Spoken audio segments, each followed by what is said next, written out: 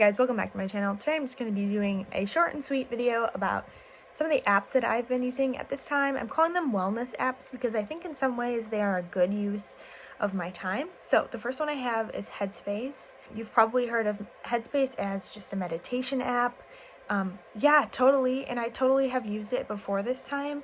The thing is, where I work, in the sort of field I work, Headspace has given this like free premium membership, and so I hooked up my work email with it, and now I can use a premium version of Headspace, which is really great.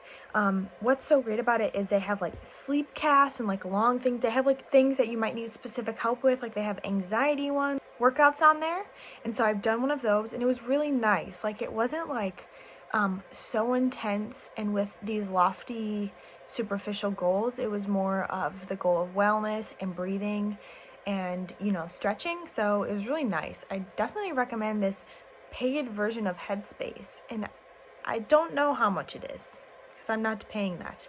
The next app I have is really fun. It's sort of a color by number, but it's a pixelized version. So it's called Pixel Art. It's like very relaxing, and like it's like instant grat because well, if you pick the really easy ones, you can do it in minutes. If you get the harder ones, it means you spend a lot more time on it, which is even more satisfying once you have it done. It creates this like really beautiful pixel feature, and there are so many different ones in there. You can also upload your own photo, like if you want to do one of your dog. That's possible too. Anyway, I really like it.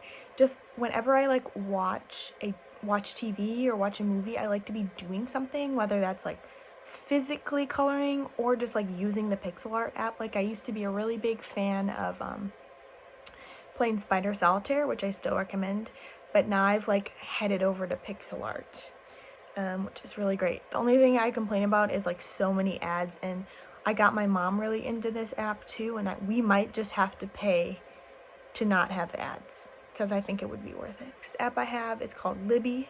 You might have heard of if you're like a book person.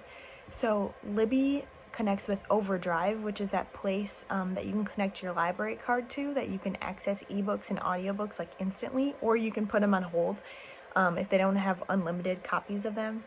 But Libby, I don't know, it's just like a much more user-friendly app. I don't really know how it differs from Overdrive. That's not really the point. But Libby, you hook up your library card, and so I hook up my library card, and then I can access audiobooks instantly. Like I can just start listening to them, or you can put the audiobooks on hold. Anyway, you can also do ebooks, which I found awesome. Again, if they're really popular books right now, like Where the Crawdads Sing, you're gonna have to wait like a long while. But if they're not as popular, but they like used to be popular, like Sharp Objects by Gillian Flynn, you can get them instantaneously. So like you can either read them on your phone, your computer, or I actually do have a Kindle from like a long time ago. So I read Sharp Objects by Gillian Flynn within a day. Now I'm reading The Hobbit because I was able to get The Hobbit on here instantaneously and start reading it. I like Kindles because it tells you how much % you're done with the book. So I'm 25%. It's only like 300 pages. If you didn't know, I just watched all the Lord of the Rings movies for the first time. Another thing I'm reading on Libby right now is the Harry Potter books. I'm reading the first Harry Potter book again, and I'm doing it on audio version. It's really nice because I've been getting headaches a lot, having to be on the computer for like way too long and stare at a screen for way too long. And so when I get a headache, and I don't want to go to sleep, but I don't want to look at anything, I will put on YouTube or like a show, but like they really are for like kind of watching. So like a book is a different experience than putting on a show that has audio but that you also want to see visually. Reading or listening to the Harry Potter book is super nice. What's also nice is it tells you how many hours long the book is. So like the first Harry Potter book is 8.5 hours long, and I have like 7 hours left. Isn't that crazy? So if you read like an hour a day, listen to an hour a day, it only takes you 7 days to get a book done. It's crazy.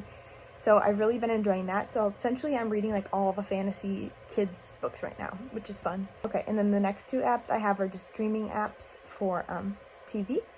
So on Netflix, I am rewatching New Girl. I thought I was a fan, but turns out I seem to have missed, I think at this point, I think it's only actually one season, but I decided because I didn't know what seasons I missed to just watch the whole thing over. Yeah, I'm on season 6 now. I've definitely seen the first 6 seasons, and I think there's 7. So I could have just watched the last season, but I didn't.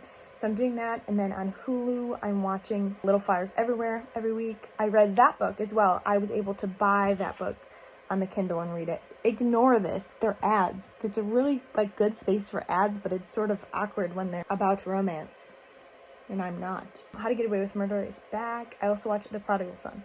So a lot of Netflix or Hulu TV watching. These are all my wellness apps. Hope you enjoyed this video. Let me know if you use any of those apps or which other apps you're using. See ya. Don't be normal. Is that good? Is that a good ending? Don't be normal.